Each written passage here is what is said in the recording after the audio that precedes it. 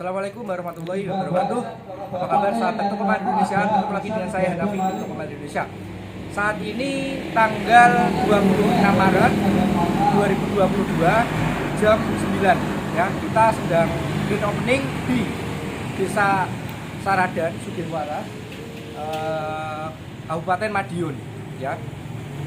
Di sini banyak sekali yang ingin saya sampaikan. Jadi yang pertama, dulu ini awalnya konsepnya toko kelontong ya, toko kelontong terus dikelola tokonya sempat besar dulu ceritanya, sempat besar, tapi ketika ketika toko kelontong itu toko kelontong tapi lengkap dulu ceritanya begitu, toko kelontong lengkap dan dikelola sama pemilik toko dulu ceritanya. Lalu pergantian regenerasi estafet lah ya, karena sistemnya belum siap,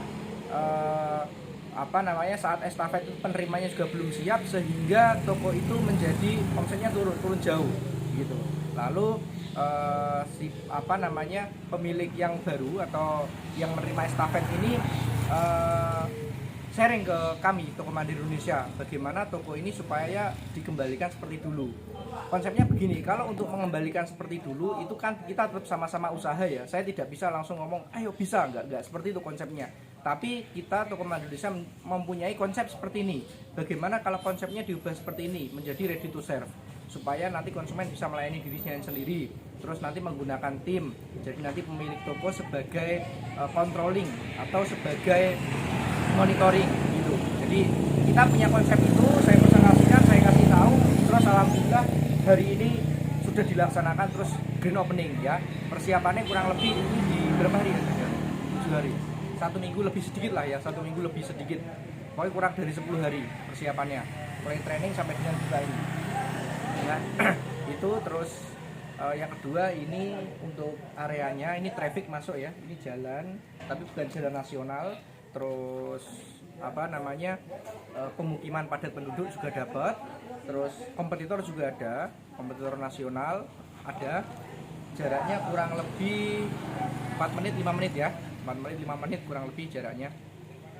Terus apalagi ya, dulu memang ini, jadi nanti tak lihat ya bekas-bekas raknya yang dulu, memang dulu saya lihat raknya juga tinggi-tinggi, besar-besar, pedagangannya juga sebenarnya lengkap dulu, hanya estafetnya kurang cepat, penerimaannya kurang menerima, karena masing-masing punya kesibukan ya, masing-masing punya penerima estafet punya kesibukan, yang ngasih estafet juga punya kesibukan, sehingga ketika serah terima sistemnya belum jalan atau belum settle, jadi agak repot dari penerima. Tapi ketika ready to serve atau konsumen layan dirinya sendiri atau menggunakan konsep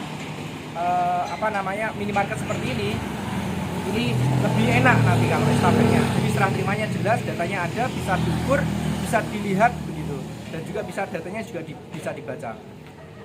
Terus lagi ini toko kurang lebih ke sini 8 meter, belakangnya 6 meter ya. Terus estimasi asetnya ini bukan yang sebenarnya, tapi estimasinya ya, karena naik turun pasti. Estimasinya di 80 jutaan, estimasi aset ya, 60 sampai 80 jutaan, 80 jutaan lah ya, karena itu masang kaca juga. Terus untuk dagangannya di angka 120 jutaan sampai 150 jutaan. Kira-kira begitu. Itu estimasi bukan yang sebenarnya ya, karena untuk menjaga. Tapi kalau toko segini idealnya segitu ya. Terus Mas Doni juga foto Mas, lihat kondisi sekitar. Kanan kiri.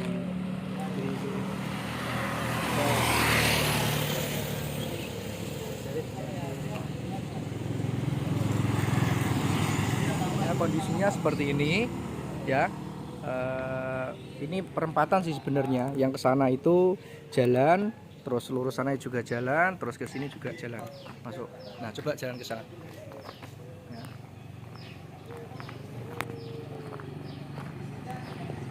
ya, dekat perempatan ini. Nah ini dekat perempatan, ini perempatan. Nah terus masuk nih tokonya, dilihat kondisi tokonya.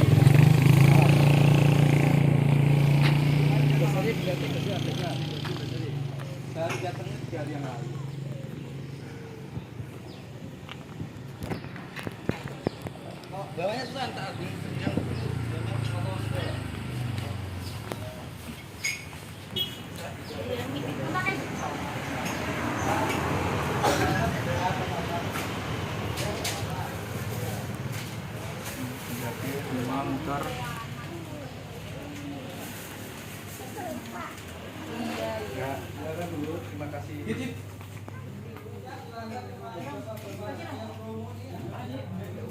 Ini dulu.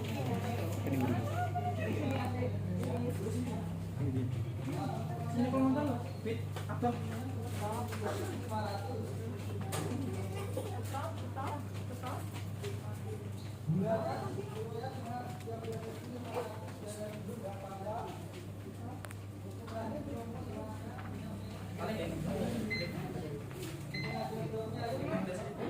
Nggak usah, itu repot saya. Bentar.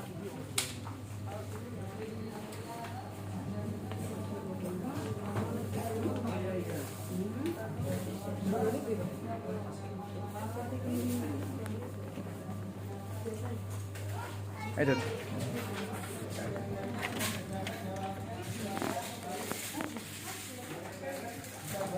Dun.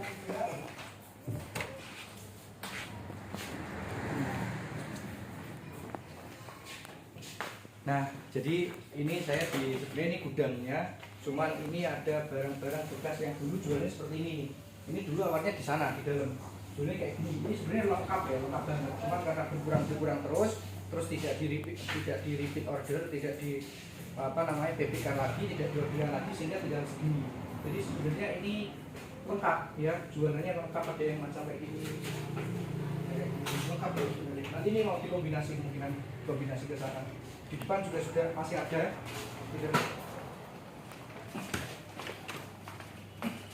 Nah, kayak gini.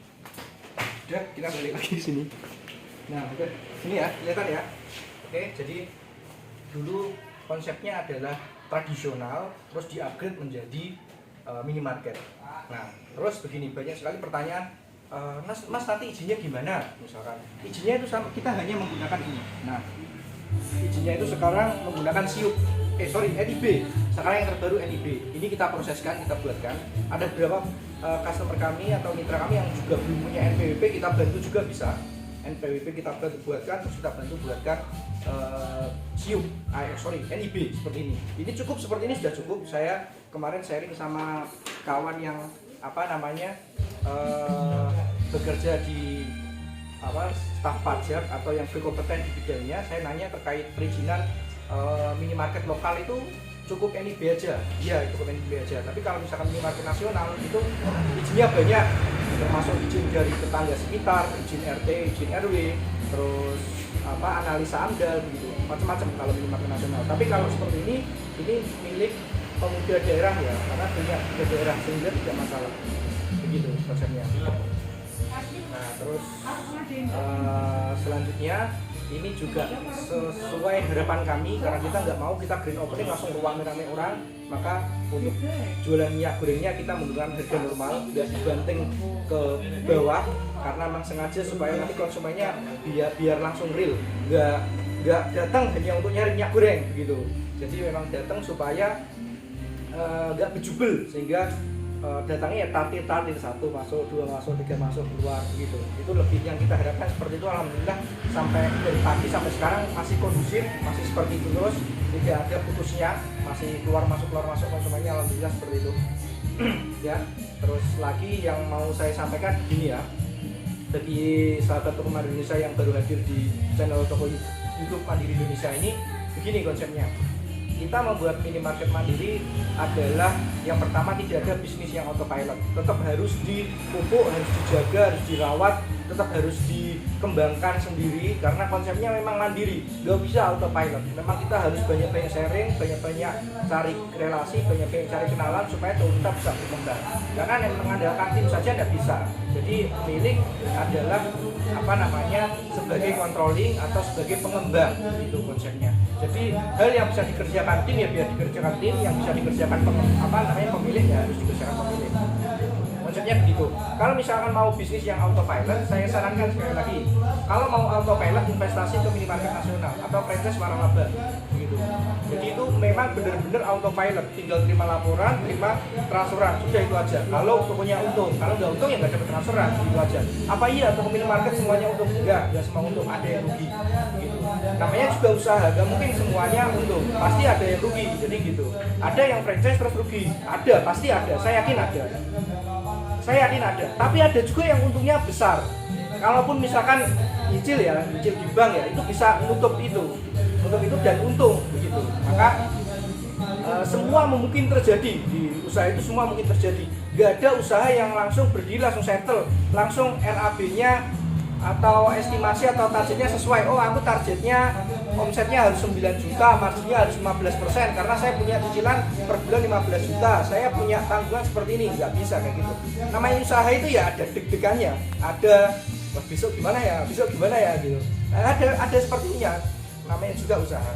Jadi saya tekankan sekali lagi bahwa konsep usaha adalah kita tetap, namanya juga usaha terus. Tidak ada sih kita buka toko terus leye-leye santai-santai nanti datang sendiri. Nah, sistem yang kita buat adalah untuk memudahkan sifatnya.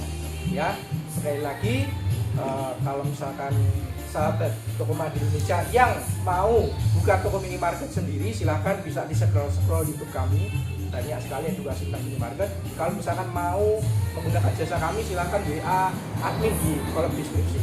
Sementara begitu, kurang lebihnya mohon maaf. Wassalamualaikum warahmatullahi wabarakatuh.